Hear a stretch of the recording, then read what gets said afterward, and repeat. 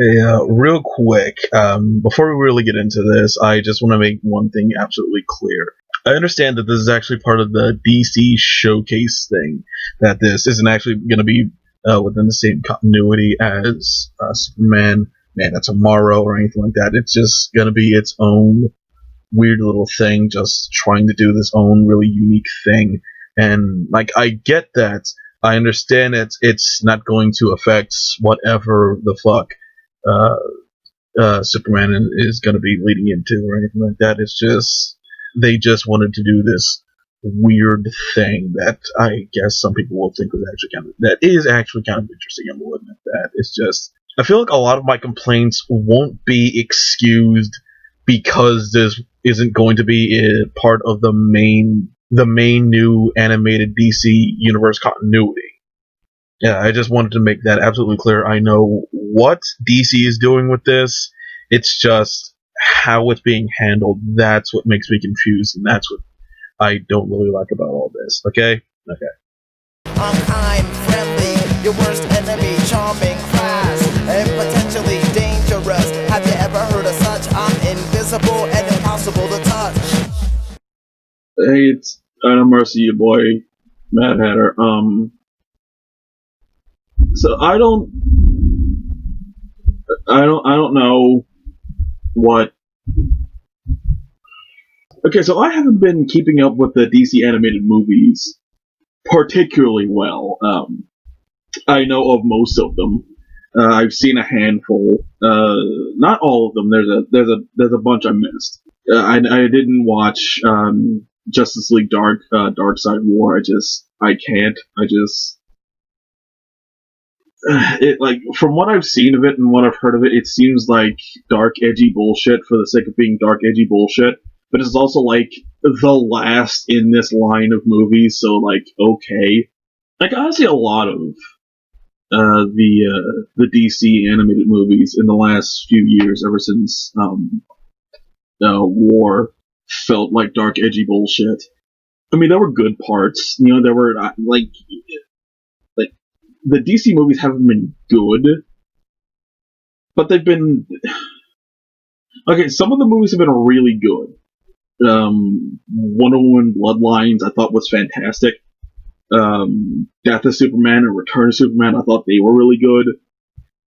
Teen Titans versus Justice League was okay.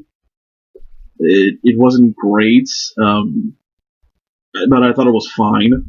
I never saw Judas Contract, so I don't know about that one. Justice League Dark I thought was okay, but like for the most part, the DC movies they've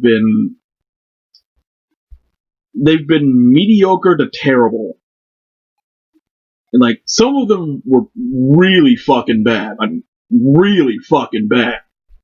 So, it was trying to play. Like I said, it was a lot of them felt like dark, edgy bullshit because they were playing on a lot of themes that were in the New 52, which no one liked because they were too dark and they were too edgy, and just like no one liked it. That's why Rebirth happened. So I think with Dark Side War, they were just like, let's just go all in with the dark, edgy bullshit and just end it all. Like we kill half the heroes in the DC universe, or like turn them into something weird. Like I don't know. I thought I saw a thumbnail of part of the ending, and I think Starfire was a cyborg or something. I don't fucking know. I'm never gonna watch that fucking movie. So, and it ends with basically Barry doing another flashpoint and resetting the timeline again. And then we had the trailer for Superman Man of Tomorrow. And like that looked really good. Like it was bright and it didn't have the same fucking character design that the last like 10 goddamn movies had.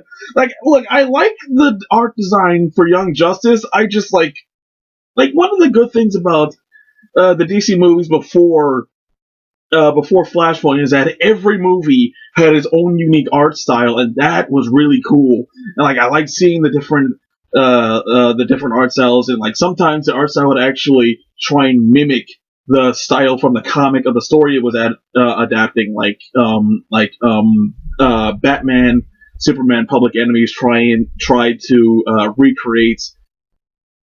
Fuck, I can't remember his name, but that the artist who did the Public Enemy storyline, the movie actually tried to mimic that art style, and Superman versus the Elite, it didn't try to mimic that art style, but it did try, and the way it showed Superman was a very classic, like square jawed, like classical Superman archetype design. Like that really worked for that type of story. But it's just like every New 52 movie has just been the exact same art style, and it got really boring really quickly. So to show this new Superman movie with its own unique art style that's really bright and looks really hopeful and shows Clark trying to be a superhero for like before he gets like the traditional costume. It's like he plays Lobo for some reason, like I don't know, but it's just like, and then Martian Manhunter comes in, and that was really cool, and just like I'm really looking forward to Superman Man of Tomorrow, and like that, I feel like that's gonna be a really good movie. And then today I saw a trailer for Batman: Death in the Family, and just like okay, like no, this makes sense. You know, they're trying to reboot their animated movie universe, so yeah, Superman and Batman, you make those first, and okay, Superman, it has its own new origin story, fine. But Batman, like everyone knows Batman's origin story, you don't need to see it again. And so why not just go back into recreating, adapting the most famous storylines that these heroes have had, and obviously Death in the Family is a huge moment in Batman's life. You know, it's when the second Robin, Jason Todd, dies, and how that really hits him and how it fucks him up a little bit. And it's just like, okay, sure. Like, you know, we had Under the Red Hood, which was arguably the best animated movie DC ever put out. But like, it left out a bunch of stuff from the original story, you know, because it was focusing on the conflict between Jason and Bruce. And like, okay, Death in the Family, you can focus more on the story of when Jason dies, and like how, and like all the lead up to that and the fallout of it, because Death in the Family was a wild fucking comic, because after Jason actually dies, it keeps going for a little bit, and it gets kind of weird, because like what Under the Red Hood leaves out is that the reason Batman and Superman, Batman and Robin were in the Middle East wasn't because Joker was trying to steal uranium. I think that's the reason they were going after him in the movie. That was part of it, I think, but it was also because Jason had found out where his birth mother was, and he was trying to track her down, and like that was a whole thing. So Joker didn't just beat Jason to death. He also killed Jason's mother in the same explosion that killed him. And then Joker became the Afghani ambassador to the U.S. That's a thing that happened in the comics. So I thought, okay, this movie can include Jason's mom and him looking for her, and him and Jason's mom dicking him over to the Joker, but him not knowing that even after he dies. And then the weird thing with Joker becoming an ambassador and Batman having to fight with Joker in the UN, because that's a thing that happens too. Okay, yeah, we embrace the weirdness of comics again, because Batman, Superman, Man of Tomorrow is obviously bringing back that kind, the bright, hopeful stuff associated with Superman. We can bring in some old school comic book weirdness with this story, and that'll be kind of fun. I actually had known that wasn't going to happen because the thumbnail for the trailer that I saw was Red Robin, not Red Hood, Red Robin, holding a rocket launcher in the exact same pose that Red Hood did in Under the Red Hood. So I'm just like, what is going on with this? And it's just like, as soon as I saw that the movie had an R rating, it's like, oh fuck, oh god. Like, I immediately lost a little bit of hope for this movie when I saw that it was rated R. Like, I'm not saying you can't make a good rated R animated movie. You obviously can, especially if it's Batman. It actually makes a fair bit of sense considering the type of stuff he has to deal with. But like, not gonna lie, I kind of lost hope a little bit there. And then as I watched the trailer, I noticed the full title of the trailer: Batman: Death in the Family interactive movie.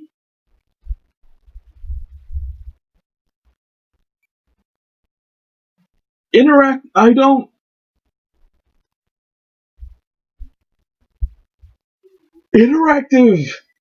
movie.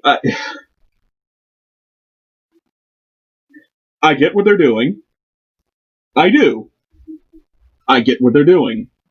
For anyone who doesn't know, I don't know who wouldn't if you're watching this kind of content. But for anyone who doesn't know, when the original Death in the Family storyline was in print, the issue where Jason is caught in the explosion that is supposed to kill him, at the end of that issue, there were 2 phone numbers at the top of the page that showed Batman holding Jason's lifeless body.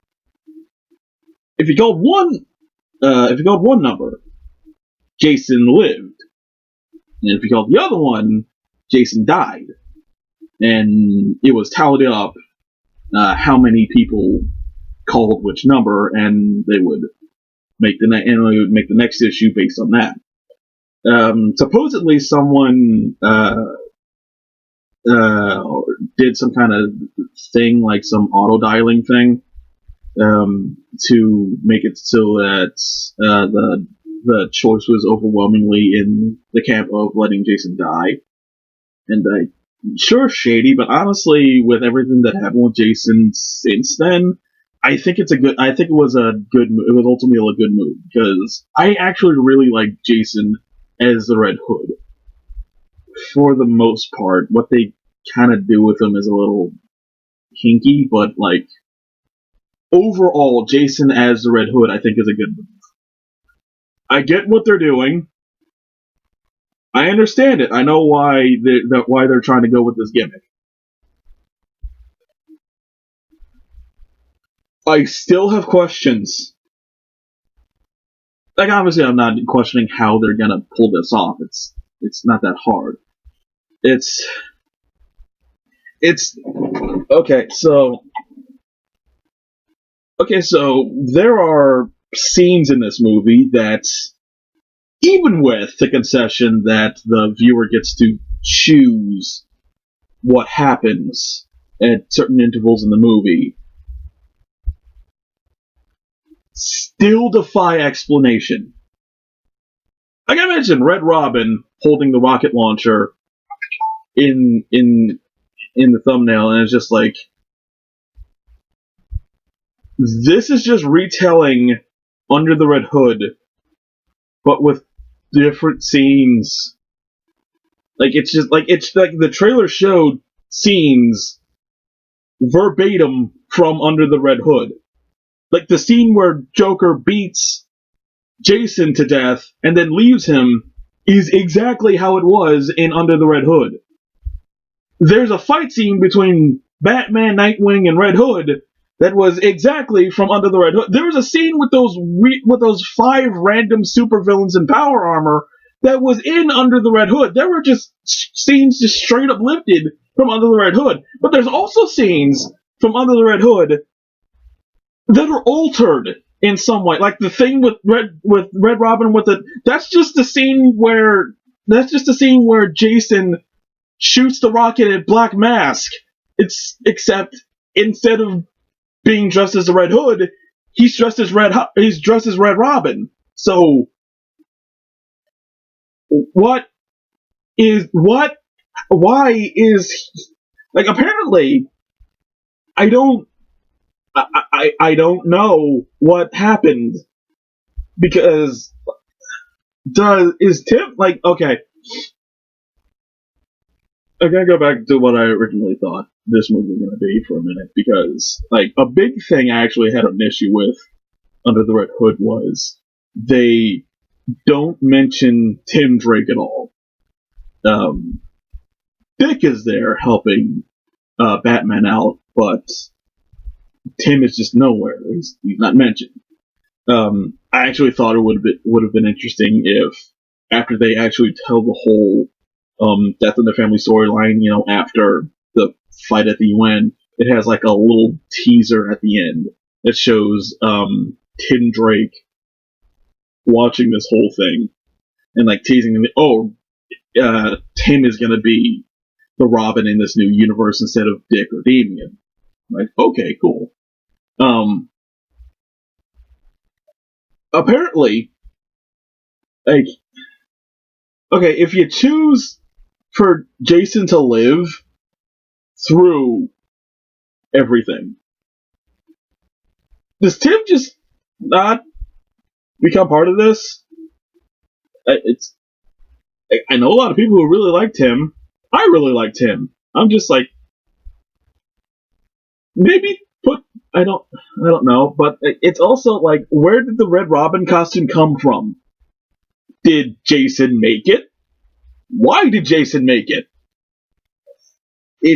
I don't get it. Okay, if Bruce saved him and he didn't die and he doesn't become Red Hood, that means he stays Robin. So did he just decide that, like, as he got older and he stayed Robin, he decided to change the costume? I guess it makes sense. But there's also a scene where he's dressed as Hush. He has the trench coat and the bandages over his face. He's Hush. Why is Jason Hush? I don't is that like okay? There were in the preview choice they showed like 3 options. Jason dies. Batman saves Jason. Jason cheats death. So I guess Jason gets caught in the explosion but doesn't die somehow. I'm assuming that's where the Hush thing comes from because his face is fucked up or something. I don't know, but then he shoots a dude. I think it's almost exactly like the opening, not the opening scene, but Red Hood's introduction, where he's meeting with a bunch of the crime bosses in Gotham, and he threatens them with a machine gun, but he doesn't actually shoot anyone. Except this time he does. I don't. Because he shoots a dude, and it shows a dude falling out of a window on fire, which I have to assume Jason also did. Which, okay, yeah, that's Red Hood's deal. He's comfortable with killing people, but you got the impression that Jason was okay with killing people in the original Under the Red Hood movie, because he tossed a duffel bag to the crime bosses and it was filled with the heads of their lieutenants. He didn't actually have to kill them. He already killed a bunch of people they knew. So they knew he was serious about, yeah, if you fuck with me, I'll kill you. He didn't have to kill them. I don't know. Maybe he's not. It is the same plan as Under the Red Hood, and he is just randomly killing criminals. I don't. I don't know. I don't know. I don't know. It's and there's still and they. I don't think they got Jensen Ackles to play Jason in this again, which is, if anything, the biggest crime in this whole situation. That they didn't get Dean fucking Winchester to play Jason in this again, because why the fuck wouldn't you? I think they got Joe DiMaggio to play Joker again. They got the guy who played Batman again. I forgot his name. Is Neil Patrick Harris gonna play Nightwing in this? I'm actually curious. So like, and like it doesn't work. Like that's the thing. Like he's still like Jason when he comes back. I think when he comes back, he still sounds the same as when he died. Like his voice is still weirdly high, and that doesn't work for this type of character. Like there should be some fucking bass in his voice. I don't know what this movie is. I mean, I know what this movie is, but I don't know what it is. It's probably not gonna be good. I can tell you right fucking now, it's probably not gonna be good. Maybe I'll be surprised and it's like, oh no, this is fucking amazing, but it's just like, I don't know I don't know what DC's doing. I don't know what the fuck this is. Like, you had the Superman trailer, that was fucking awesome, and like, it felt like it was ushering in a new era for the DC animated movies, but then you have this, which is a repurposing of an old movie with new content that's interactive and has Jason as Red Robin and also Hush. Like okay, first of all, Tim Drake is Red Robin. Like, I think Jason wore the Red Robin costume for like half a minute in like one comic, but like for the most part, people associate the Red Robin identity with Tim Drake.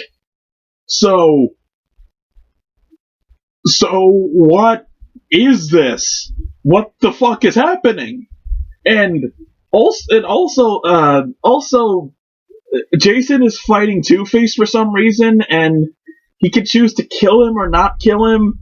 And apparently, Batman fought Cheetah and won somehow. And Jason shoots him with a sniper rifle, which logically shouldn't kill her because she is literally imbued with the power of a god. So, like, why is Cheetah in Gotham? I don't know what this fucking movie is. I don't. I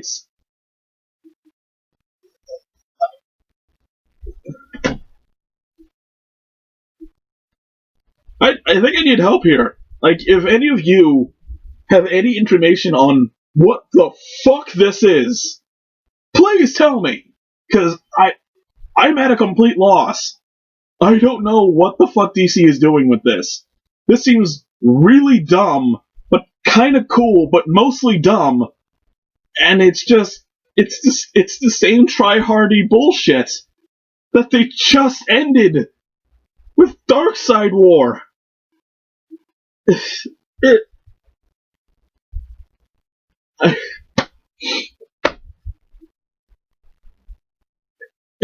at times like this I really wish I drank.